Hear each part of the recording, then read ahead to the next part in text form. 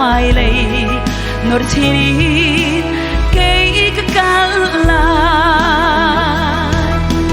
dei na khwa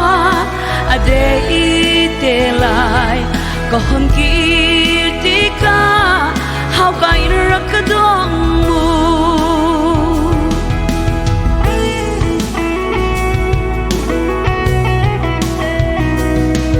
ti ro lovin ramla ka se mo rual he vai na van rua sur ngai do dang mo me rem thia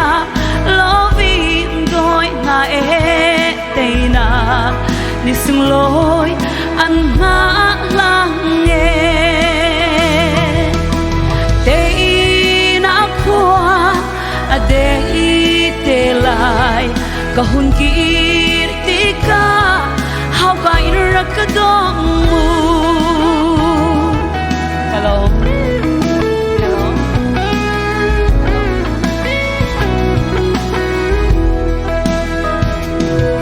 kan ram ta thi sen dong lo vin alwa ra lo kap ni uile ar bang that na mo nun na zai zat me chiam nga chung chin thu mang boy kan kil veng câu te na khwa adei te lai ka hun kir ti ka how ka irak dong mu hello boy pa kan ram kan tra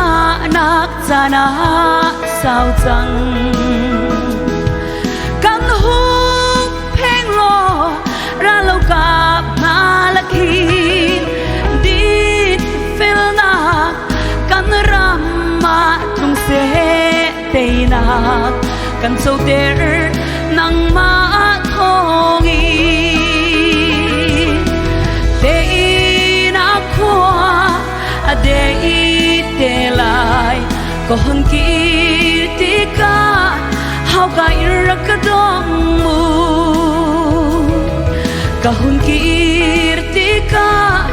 how ka irak dong mu